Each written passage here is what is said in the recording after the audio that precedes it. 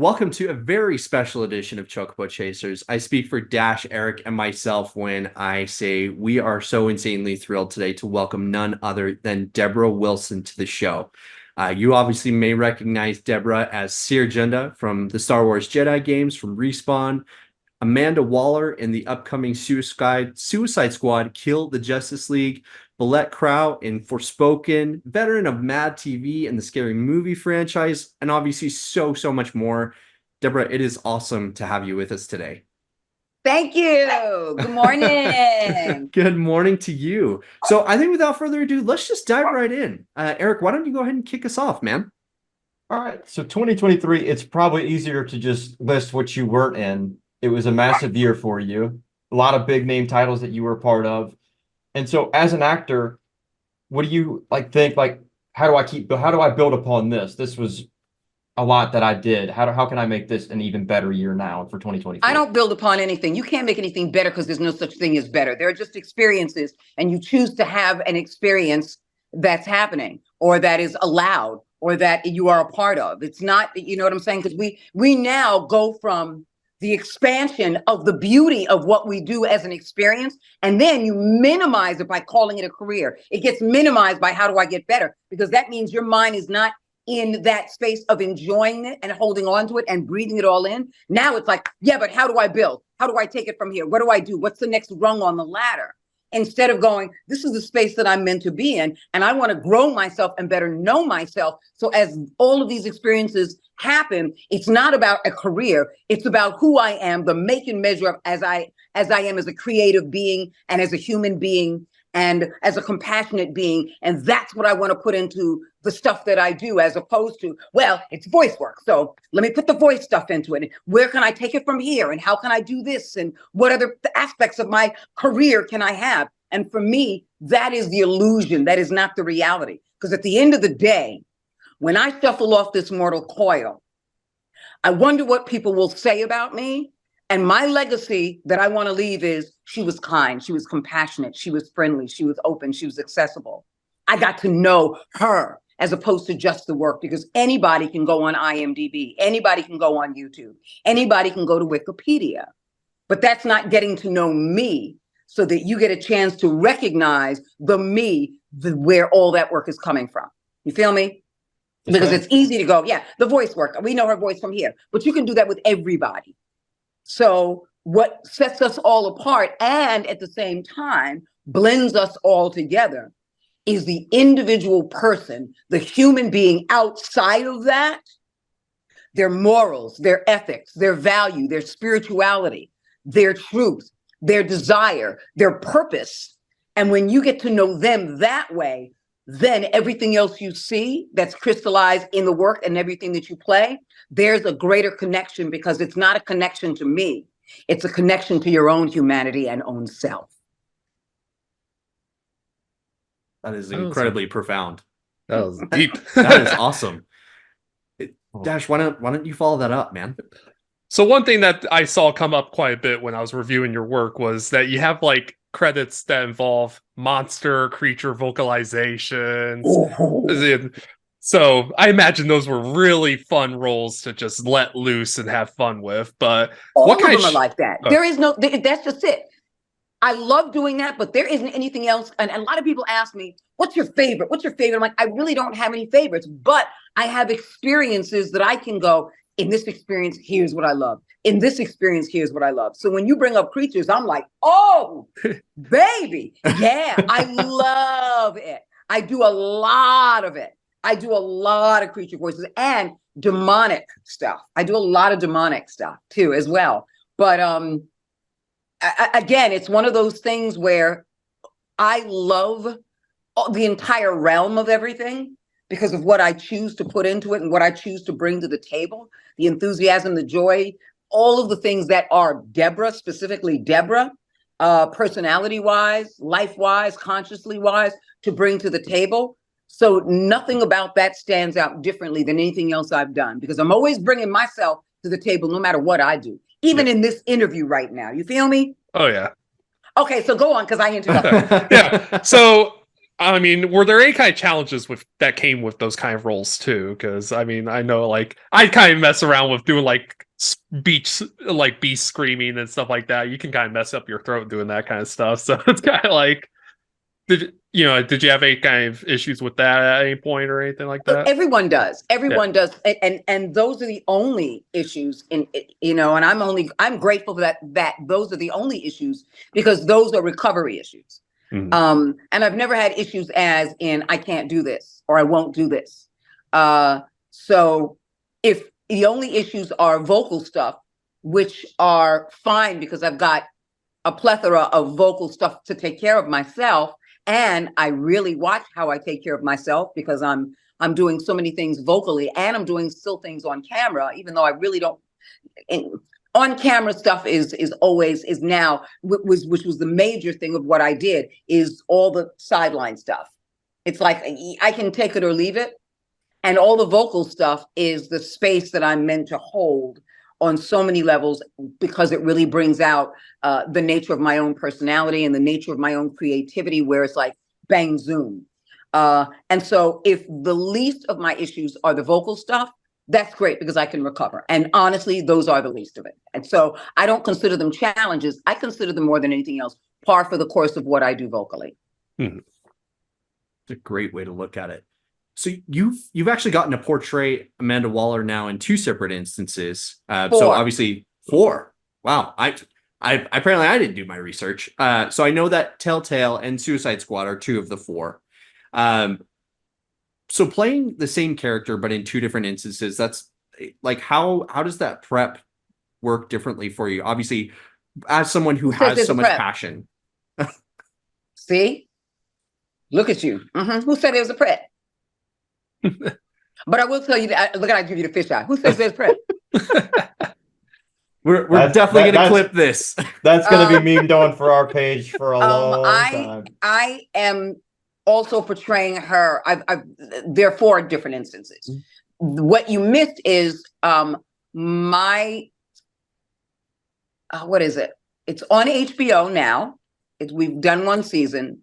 My Adventures with Superman. Okay. I'm Amanda Waller in that one. So you've got Telltale Batman, you've got Suicide Squad Kill the Justice League, you've got My Adventures with Superman, and the 4th I've signed an NDA with. And I approach them all differently. They're all Amanda Waller because they are DC. So I respect this character. I respect what everyone, and there are so many amazing Black actresses that have voiced her and been on camera. You've got also in voiceover world, the prolific and profound CCH Pounder. And on camera, you have Viola Davis. I love to do Viola Davis. Viola Davis, who is amazing in everything she does. Don't even get me started with Viola because she's anyway, I'll start to cry and I'll start to snot and then I'll win another EGOT. Anyway, and so I'm standing on the shoulders of so many people. But when one person is playing that character, that DC character in 4 different projects, I, out of respect for each different project, which is its own entity, bring something different to the table while still giving them an Amanda Waller that DC would go, yes, this is our Amanda Waller. So I'm respecting the franchise. I'm respecting each organization and each entity, television and video game. And I am respecting what I want to bring to the table so that everyone feels like we got the Amanda Waller we want, as opposed to me repeating it. And that comes from my approach, because sometimes it's a tactical approach. Sometimes it's a bitch approach. Sometimes it is a seductive approach. So it depends upon the approach, so that you go, that's Amanda Waller. But if you pay attention and you follow the storyline and you get involved in her interactions in that world, you'll see she's a little bit different from that one and a little bit different from that one. It's not the same. So and like with anything, everything is made of vibration. And so the cadence and vibration change. And I'm paying attention and being very conscious to that cadence and vibration between sexy and seductive and bitchy and chess player. And so, yeah, I make sure that everyone gets Amanda Waller, but to respect what you do, I want to make sure that I'm not phoning anything in ever, and making sure that you get an Amanda Waller that you go, yeah, because everything is like forensics. You have to pick apart stuff and go, why am I doing this? Why for this? And pay attention to the interactions with the other people, so that you can go, this is why, this is why. So as you're playing it, my voice disappears as Amanda Waller because we all know who she is. But the story is in the forefront with that Amanda Waller. The story has to come first. My voice is always last in everything I do. My voice doesn't mean fuck all. The story has to be there. And when the story is there and you're paying attention to the relationships and you're bringing organic truth from your own experiences and emotions into it, your voice will find its way. Leave the voice alone and tell the story. They've been thinking about that story way before you even came into the picture. Leave your voice alone and tell the story. Dash, why don't you follow it up, man? Yes. So with your background in improv comedy and Mad TV doing impersonations, was that a significant asset in pushing you into... I never did impersonations, I did impressions, and I'll tell you the difference between the two. Dash. An impersonation is spot on. Now, in ADR and looping, in ADR, I've done people spot on. I've done Viola Davis, I've done Oprah Winfrey. And I just booked something for a new series where I am doing some ADR and efforts for that person. And so those are impersonations because you're not supposed to know it's not that person. Mm-hmm. I also used to do it for Jimmy Kimmel. You know, he would come out and his opening monologue and talk about, here's what Oprah did today. Here's what Oprah, when she had her series. And so you would hear a little bit of Oprah's voice, and then I would replace it after that, saying something ridiculous. And so I did that for a number of seasons on Kimmel. So those are impersonations. But what you saw on Mad TV are impressions. So it's not them. It's an impression in the character as well as the sketch of what people think about them and how they feel about them. And we poke fun at them. So I'm not really doing Oprah. I am doing this caricature of Oprah, but everybody recognizes Oprah and everybody recognizes certain vocal patterns. So I over accentuate them. You know, I exaggerate them so that people realize that I'm doing a caricature of Oprah. The only time I did an actual Oprah on camera was in Scary Movie 4. Yeah. But other than that, when it comes to a Mad TV and a parody, I'm doing a caricature of them. So everything is broad. Yes. So that was still a significant asset in driving your career with voice acting, correct? With Mad TV? It's just like the impressions work and stuff, because you do a lot of no, it wasn't driving at all. No, because 99% of what I do is all characters from these games, characters from these experiences. Mm-hmm. So it wasn't a driving thing at all. I'm not saying it didn't have its place within it, but it absolutely did. But was it a driving force? No, not at all. Because 99% of what I do is not that. That's why. And you definitely have made your mark in the video game industry, because now you're using your likeness in a lot of these characters. I wouldn't say I'm making my mark. I think that's more hype than I deserve. Oh. And more hype than I choose. But the game companies are choosing that, depending upon what I'm bringing to the table, and the storyline. And they're making those decisions. I've never asked for it. I've never thought about it. It's not within the realm of what I do. That's everybody else. In other words, that's everybody else's business. You want to do that? Okay, great. Yeah. That's great. But it's because, and I really believe, and I've asked about that for a couple of them, and it's because not that they necessarily wanted it to look like me in the original concept and idea, but what I brought to the table and then seeing my face and what I bring to motion capture and performance capture It was a matter of, yes, we are capturing your likeness and your face with an HMC. HMC is a head-mounted camera. But what you're bringing to the table as you completely immerse yourself in this being and allow this being to take over you, we can't capture that if we render it as someone else, because your face and your musculature, your eyes, the way they move, it won't be the same. Yeah. And your performance and what you're bringing to the table in that organicness, that authenticity, we want that with your face. Because we know off camera, we know in an interview, we're going to get that same enthusiasm, that same honesty, that same organic space that you hold, and your integrity as a creative person. We're going to get that same thing. So whenever people do interviews with you to promote this or to promote that, we're going to get that same face. We're going to get that same enthusiasm, joy, awareness, accessibility. We're going to get all of that. And so that's why I believe theoretically that's why that's done for some of these games. And it's not everything, but it has been at least maybe 4 or 5 games. I don't think more than 4 or 5 games at this point. Yeah, I'm trying to think. It's like Call of Duty, Wolfenstein, Justice League, Jedi, Forsaken. Yep, Forsaken. and Forspoken. Forspoken, yeah. Forspoken, thank you. Yeah. So I think it's like 4 or 5, like I said, 4 or 5 games. So it's not a great deal. And there's another one.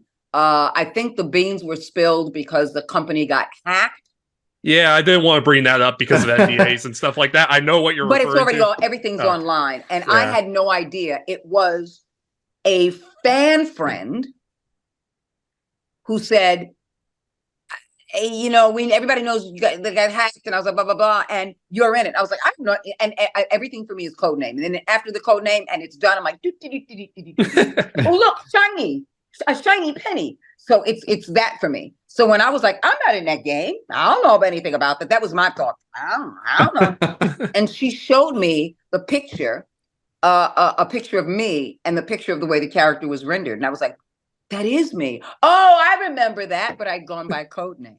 And because I'm not on social media, it's over my head 99% of the time until a fan friend comes along online and says, yeah, you're in it. Here's the images. The images are online everywhere. So, yes. So you know what that is. Okay. Oh, yeah. Okay.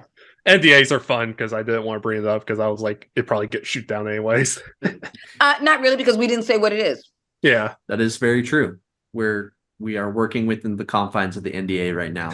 Absolutely. And whatever is online is already out online. Yep. So even if we talk about a company that's hacked, you can find that information online without us saying specifically who it is. So we're good. We're good. Absolutely. Eric, you want to go? Yeah. So we talked about it a little earlier. You've got a lot of credits to your name. You've been doing this a long time, and you've got a great career that you've built. I didn't build anything. Oh, you are so sweet. How old are you, if you don't mind me asking? 33. You look like you're 17. I get that all the time. I bet you do. Being the only one of us who has hair, I think it's Yeah. I would card you. I'm opposite of these guys. I have the hair on top, but I cannot grow a beard at all. Okay. What you see is what you get. Smooth faced. Oh, look at you. I'm gonna hug you one day. I'm okay, perfect. I'm gonna hug you. And then If maybe you're in New Orleans, come find me. We'll get a beer and we'll hang out. You're in New Orleans? Yes, ma'am. I'm from New Orleans. G's from Utah, and Dash is from Orlando.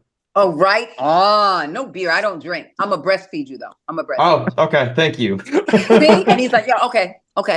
All right. My milkshake brings all the boys to the yard. That's all I'm saying. That's all I'm saying. Okay, but I'm gonna start calling you Keyless for the rest of the episode now. Say it again. I'm gonna call you Keyless for the rest of the episode now. Okay. But right. but I it's interesting when I always have a challenging time as I take in what the preface is to the question.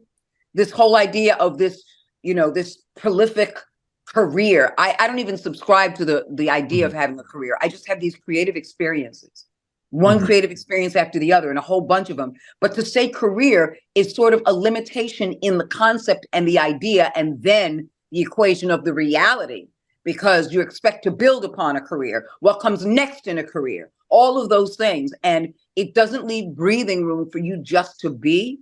Mhm. And so it feels like a treadmill of a concept in a career, because it's always, yeah, that's great. What's next? What's the next level? What's the next thing? And I don't subscribe to a career, but I have all these creative experiences, and I allow them to come whenever they're meant to come, because I have no control over that. So relinquishing that sense of control and relinquishing the idea for me and the activation of going, what's next? Well, okay, what's the next big thing? Okay, what do we got on the agenda? Is something I've let go of. And because I've let go of it, and that is par for the course of what a career is, I don't call it a career. I don't have a career. I get that everyone else feels that way, but now that you're talking to me directly, I can tell you personally, that I don't feel like I have a career. I just have all these creative things that I've done. And you can look back at the lineage of the creative things that I've done year over year. And all of them are things I said yes to. The infinite presence of God that said yes to me, and I'm saying yes to it, and I'm just enjoying it, and I'm going in there enthusiastically. And whenever I walk into a room, whenever I walk into a studio, even in my own booth, the thing that precedes me is the joy and the love of what I do, as opposed to this is another job.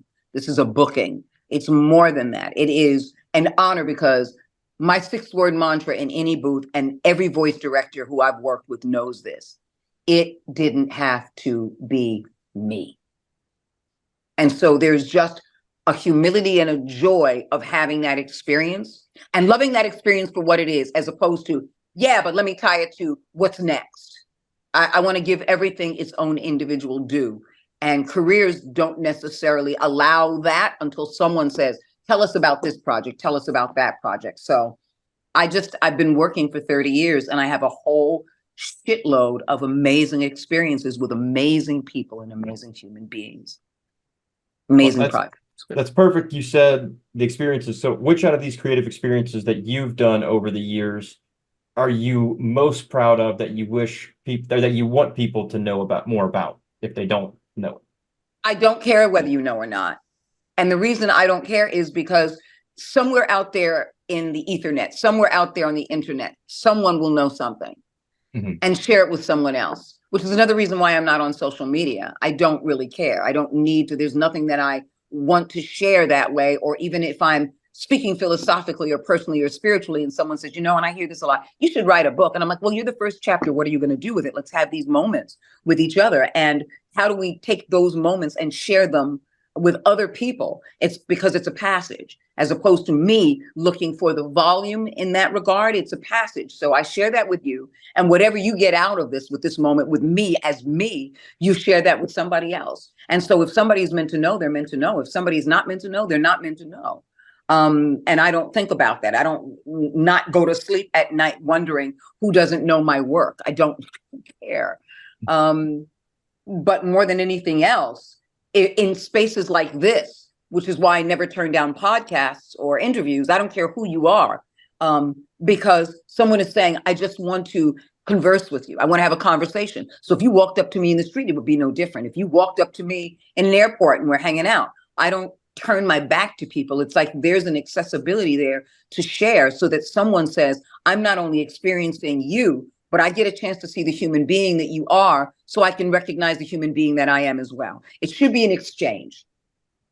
It's not a barter system, it's an exchange. So I get something out of it, you get something out of it, I want something from it. And I hope you want something from it. And so for me, all of my experiences were that, because that was my prerequisite in going in. And when I didn't have that prerequisite, because I'm still growing myself to better know myself, it still was an experience that is going to help to grow me to move into the next experience, because the greatest thing I can take with me will never be my voice or my talent. It will be the kind of human being that I want to be on this fucking planet. So every experience, I can't believe, because we're talking 30 years of stuff. Now, are there things that stand out? Yes. And because they stand out emotionally. The thing that stands out emotionally for me, three were on camera because they were just profound. And if you're talking in the video game world, one of the experiences that really stands out for me was Star Wars Jedi Fallen Order and Star Wars Jedi Survivor, because of Cameron Monaghan. I'd never met him before. I got to know who he was and what he did, because I'm old. I'm way older than him. I'm older. I'm his mom's age or older than his mom. And so I didn't know his work. I didn't know who he was, but I wanted to take him at face value in that moment. And he never put on airs because of all of the work that he had done. Because by that time he was on Shameless. By that time he was on Gotham. And so he's talking about major primetime stuff where he's critically acclaimed for as well, and was a model. So younger generations knew him. I did not. But he never put on airs, and he's such a video gamer that all of his suggestions, sometimes he would stop a set, stop what we're doing, because he would make these suggestions because he's so involved and immersed, and he's so clearly aware of the product he wants to bring to the table with everything else. At first, I was like, okay. And the more I really paid attention to Cameron, he's so invested creatively, emotionally, and everything else in the process, all of the process. And I started to learn from him. And our relationship, like Cere and Cal, began to build the same way as Debra and Cameron. And we're just continuing to grow that way to the space of such a mutual respect and a mutual love that it turned into, that we did not come into the volume without hugging each other. We did not leave without hugging each other.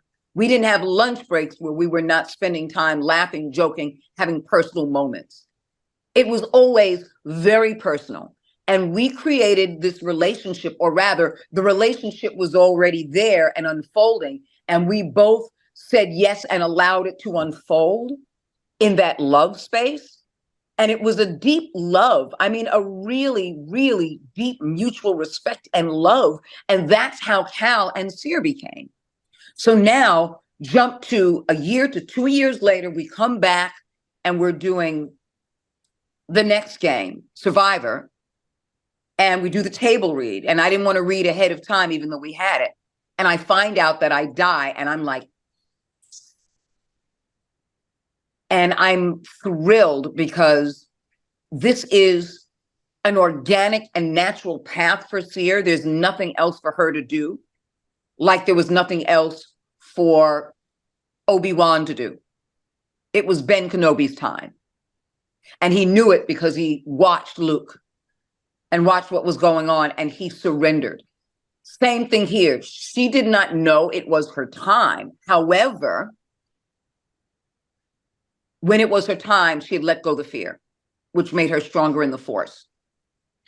And the day we shot that scene where I fall into his arms and he cries, everything else had been shot.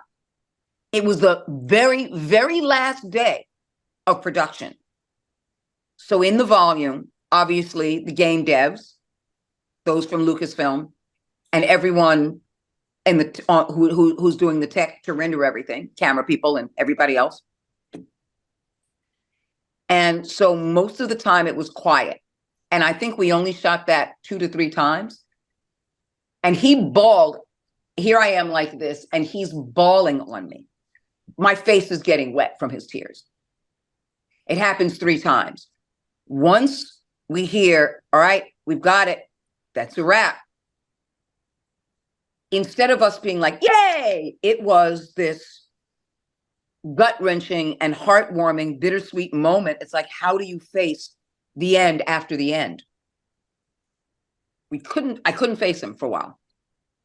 Finally, after pacing around and getting all that energy out, and there was obviously more to get out, we just started telling each other what we meant to each other.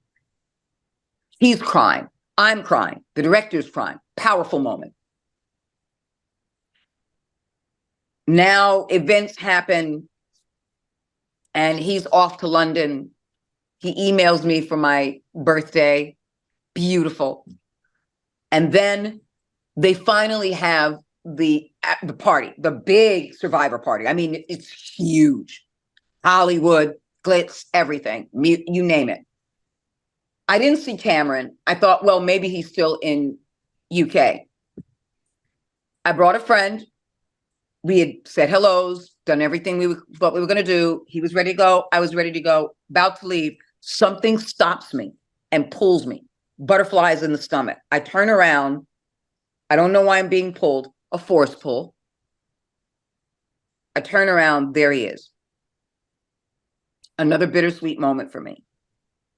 He's talking and I just watch him. I just watch the joy and the accessibility, the warmth on his face with everyone. His genuineness.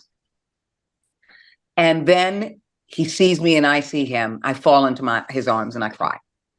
And I would love to eventually show you that picture. And I said to him after our conversation, I never asked you about your process because it's a personal and intimate thing. But the last day of shooting, what was going through your mind? Because there was it felt like a deep pain. It felt like you had gone to a space. You don't have to give me details, but what was your process for that moment? Because you hit that mark every time and I could feel your sorrow. I mean, I was overwhelmed by your sorrow. He goes, I thought about us.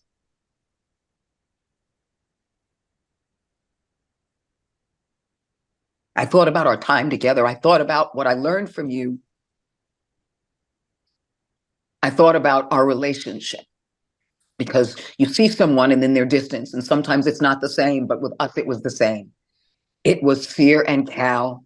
It was Debra and Cameron.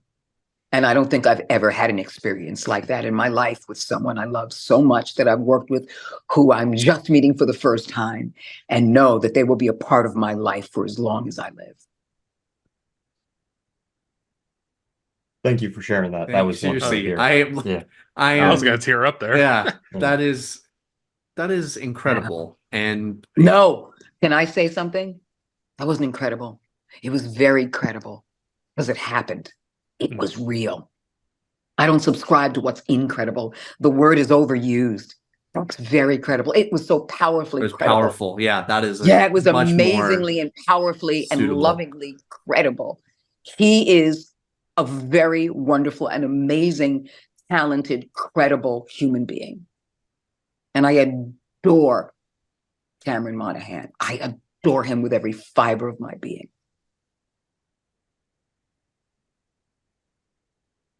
You want me to go? Yeah, go ahead. Okay. I'm just sitting here in astonishment right now. So I didn't want to rush it. No, you're good. Okay.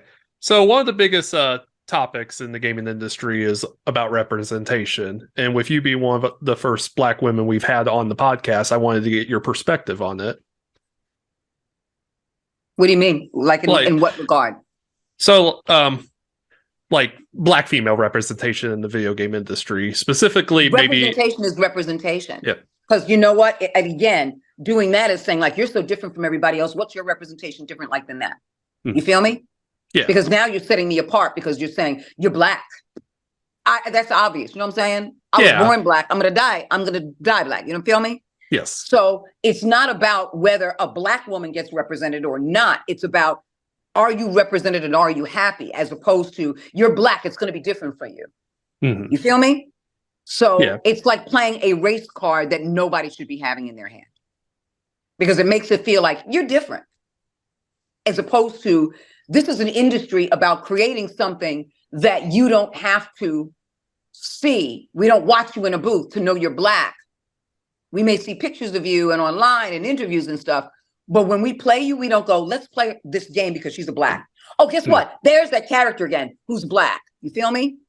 Yeah. So if you look at it in terms of the larger picture instead of the minimalized smaller picture, it doesn't matter as long as somebody who's doing what they love to do has representation that supports them and loves them and knows who they are to put them out there. And that's why I work as much as I do.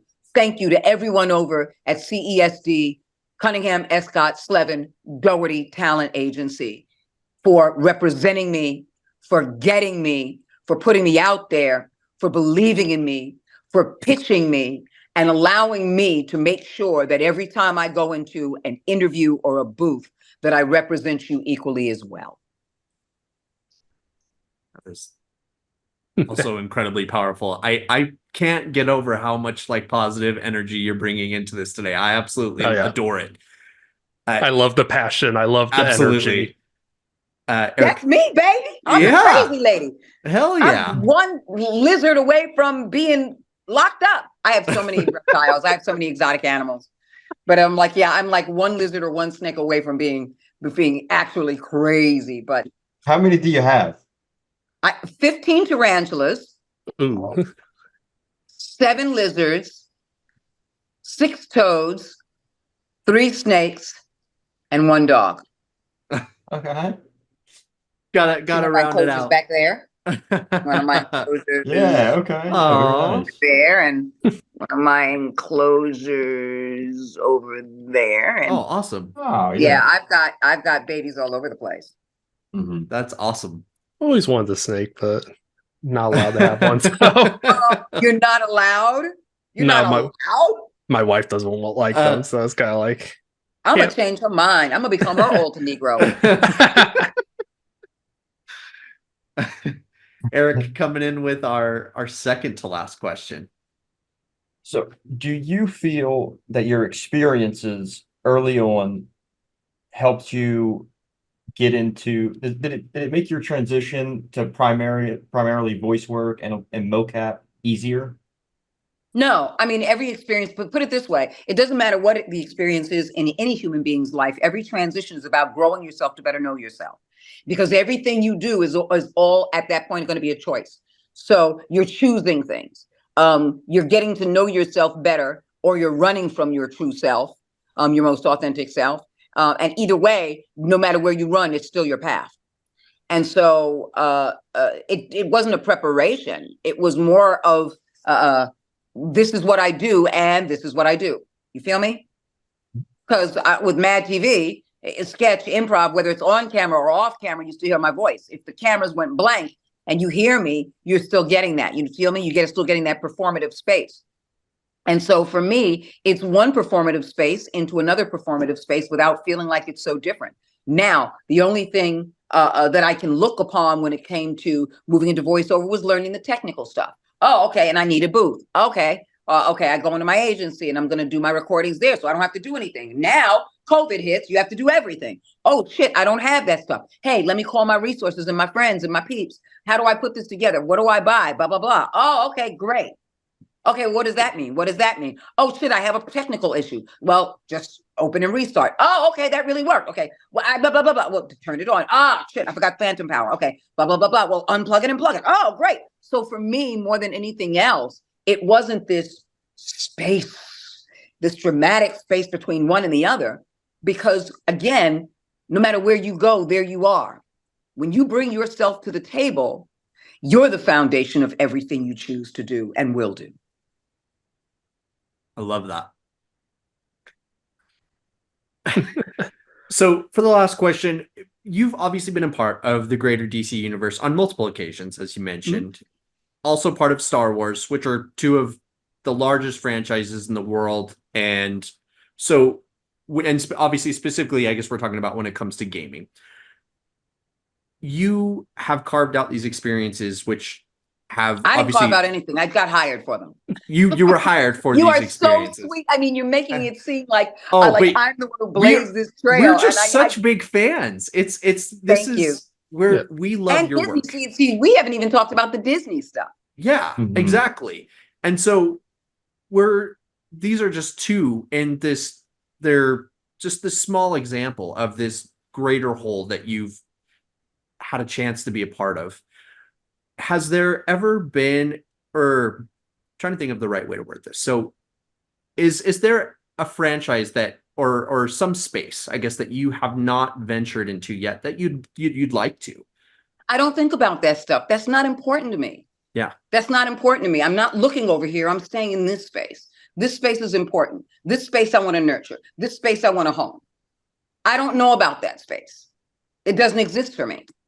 I just want to stay open and creative, because if your foundation is who you are and continuing to grow yourself as a human being so that you're bringing stuff to the table, it's less about my voice and more about what I want to bring to the table as a human being who uses my voice. What I want to bring to the table as this human being who cares about this project. what I want to bring to the table as a human being who wants to nurture the space that I'm in with other people. You feel me? Absolutely. So I'm never looking at that stuff because it doesn't exist. I want to nurture the space that I'm in as a human being so that before I walk into the room, what precedes me before my black ass walks into a room is they know she's bringing her love, she's bringing her skills, she's bringing her talent, she's bringing her desire, she's bringing her drive, she's bringing her passion, she's bringing her positive energy. She's going to immerse herself and go deep dive. That's who I am because they know that I want to tell their story. I'm not a voiceover actor. I am a storyteller because storytelling came with primordial human beings. Cave walls. Why? Because every human being that came along in the history of this world was telling the story about their existence itself. And so as we exist, who are we? Who are we? And so that continuing growth about who I am is building what I want to bring, the character and the make and the measure of who I am and what I want to bring into that experience. And then you'll get my voice. And so as I evolve myself, I recognize that this for me is a service industry. I'm here to tell your story. You developed it, you thought about it, you've been working with a long time. It is your baby. It means the world to you. You've been thinking about the voices you hear in your head. You've been seeing the animatics. You've been drawing it. You're getting people on board. You had people that said yes. You had people that said no. You left it alone for a while. You got discouraged. You brought it back. Someone said yes, and they said, yes, we got it. COVID hit. So all of the drama that somebody goes through as a human being with a team of people that believe in that project, when it finally hits, it is a precious thing. And I know that without needing to do the research about what you went through for those 5 years. I know that, so it's my responsibility to be of service, to give you exactly what you want, the way you want for it. But at the same time, bring stuff to the table because I immerse myself not only in what I do, but I bring my shit to the table, everything I've gone through, my dark, my light, my pain, my sorrow, my sadness, my suffering, and my celebration on a personal level to tell your story. Because until then, this remains a flat piece of paper where you created a character or you're taking it from a franchise. And it doesn't have life. I do not believe in this industry. For me, I do not subscribe to, I become a character. No, I will never become a one flat dimensional, one page written stuff. I will never become that. However, I let that story about who that being is, creature or human or other sentient on this planet, breathe through me because their story is so important and so vital and so necessary and so powerful and so nurtured and so invested in that to not, when it comes to the emotional respect of it, not to tell that story through my pain and my sorrow and my sufferings, not to go there is not fair. And when you bring me in to tell your story. You bring me in to tell your story. The voice will find its way. I can't tell you the number of times when I've been in a booth and I have lost my shit because of emotional stuff. And the director will start crying or someone will be like, whoa.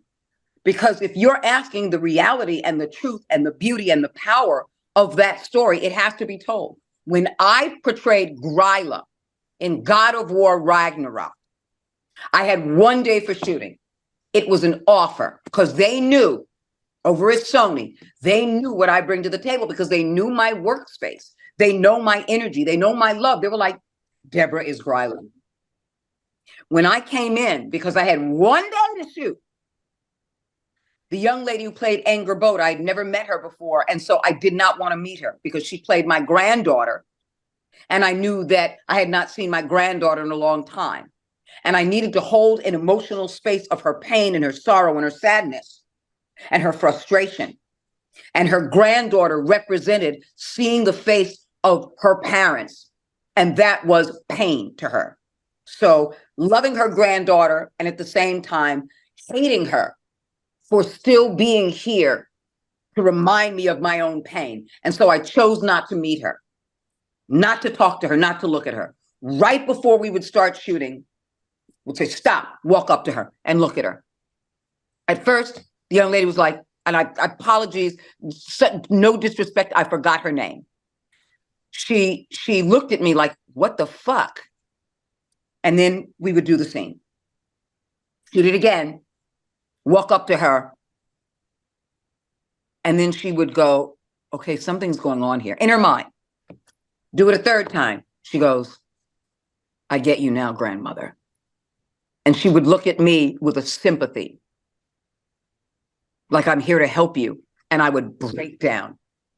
So she supported the work that I was doing and evolved me in that exchange.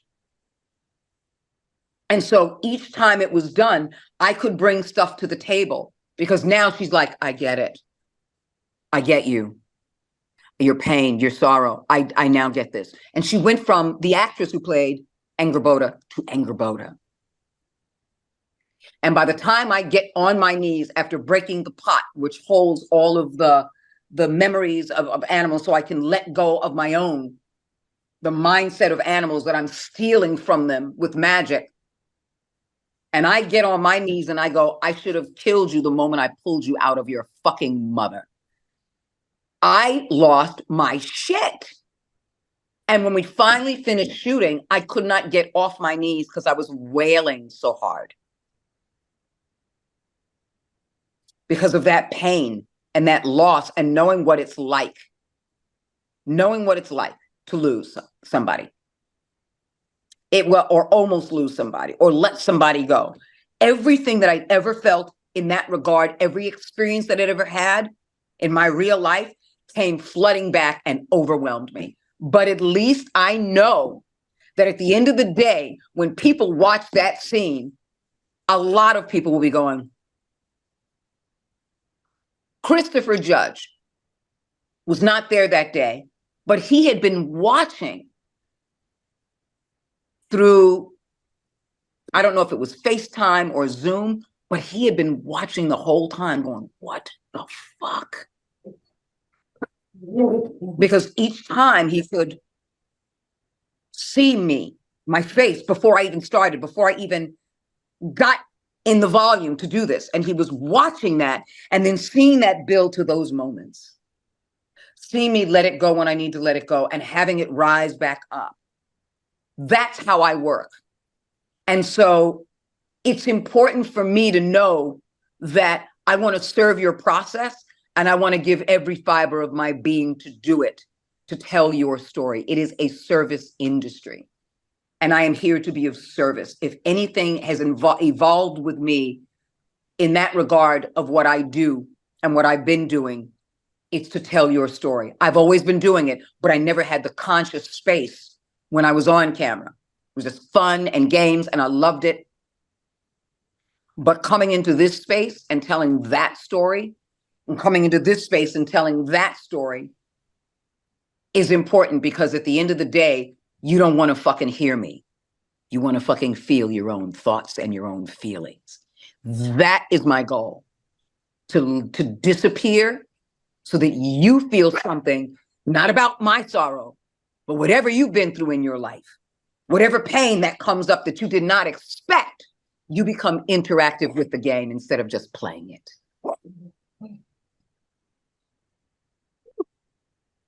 Wow. Debra coming in with the heat. What? Mama's sweating. Oh, I need a new shirt. She on fire. What? Yeah. My dog. Okay. Yeah. And that, you know, come big, go big or go home. Absolutely. Show up and show the fuck out. That's who I am in general, because as I get older, things are more steamrolling for me. It's not slowing down. It's not slowing down. And you probably didn't know this. For Mickey Mouse Funhouse on Disney Junior and Disney Plus, I'm Daisy Duck. I am the first Daisy Duck of color. Yep. Wow. And I didn't break a glass ceiling. Disney broke it for me because it was an audition. It wasn't like they said, hey, let's hire her. But they also didn't go, make sure everyone is Caucasian on our list. It was, let's hire the best person for the job. Yeah, that's the way it should be. All right.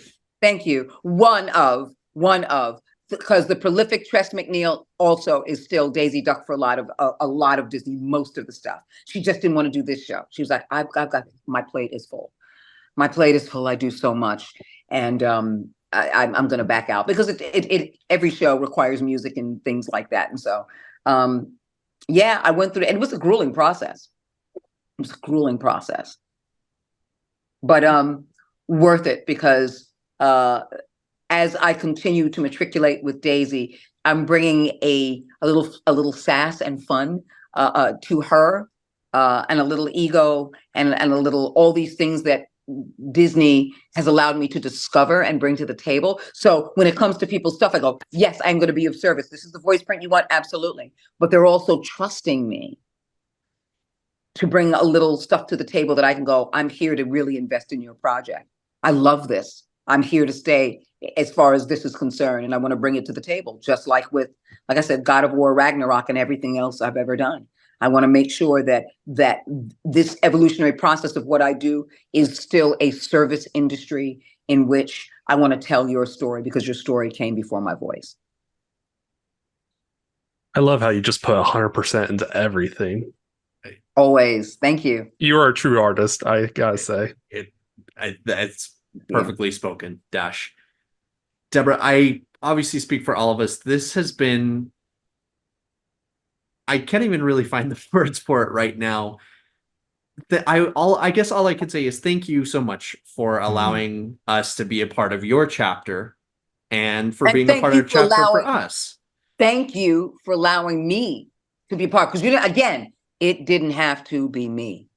Thank you for asking. Thank you for trusting that I'm going to bring something to the table. Thank you for wanting to know. See, that's a gift. And that's why I like exchanges instead of just interviews. We're having an exchange. People should walk away feeling something about themselves and not just hearing about what I do or a career. And thank you for trusting that I can interrupt you and tell you the spaces that I want to hold with you in the moment that I want to hold it with you. It was absolutely our pleasure. Yeah, this has been fantastic. We Thank have you. had an Best way to amazing describe time. it. Yeah, that is absolutely correct. Well, Debra, I can't really find the words, but we do appreciate you so much, and we do appreciate you joining us here today. We can't wait for everybody to be able to experience this experience for themselves as well. Before we go, is there any, we do always like to give a little bit at the end, just in case there's any projects or anything that you would like to tell people about. Yeah. You're going to find it on social media. I don't promote anything. I figured that was where I was going to go, but Yeah, you figured right. Know me. You know me. I'm getting there. I am a better person today for having spoken with you. So I appreciate you joining us, and you've instilled a passion in me that obviously we have doing this, and it makes me want to explore everything this could possibly be as well. So I speak for all of us when I say we absolutely appreciate you. Oh, and I appreciate you all. Thank you so much. Thank you so much. Thank you. And with that, I think we will go ahead and close this one out. We will catch everybody next time. Daisy Duck wanted to say goodbye. Hi, everybody. Oh, wow. Farmer's puppet planting out and digging I'm so upset because your voice kind of the Yeah, mic it cut wasn't out catching. just a tiny bit there. I don't know if it was an issue. Wait, if I do it this way, then can you hear me? That Yeah, is that's much perfect. better. There. Hey, everybody. It's Daisy Duck. I just wanted to say it was a pleasure and a joy to be here today.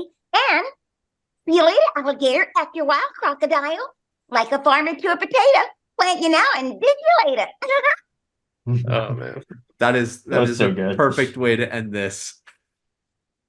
All right. Well, we will catch everybody next time.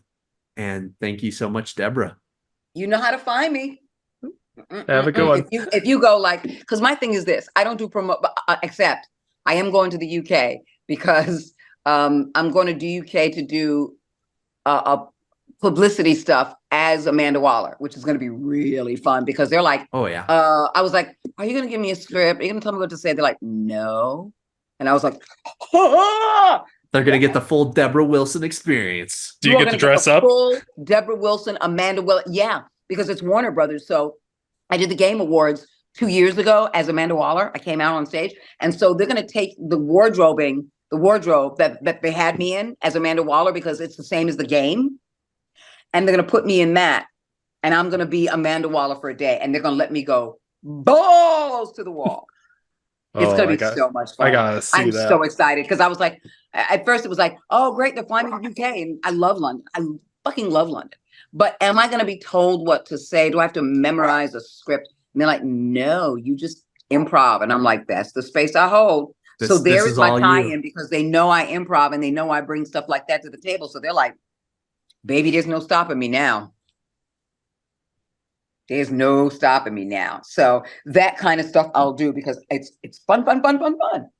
And so most of the social media stuff, most people will find out about that before I do. So if anything comes up, you're like, hey, we just found out this thing, blah, blah, blah, blah, blah. We want to talk to you again. You're more than welcome to seek me out. And of course I'll say yes. So I would, just in case you go like, oh, we have more questions, or hey, we just spoke to someone who, whatever, anything.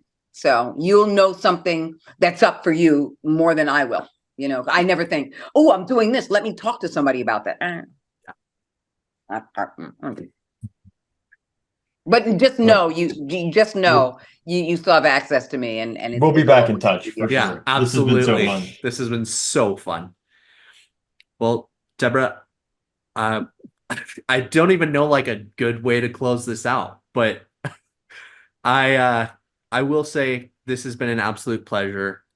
Be sure to catch Debra in in Suicide Squad Kill the Justice League, coming to Xbox Series S and X, PlayStation 5, and PC very soon.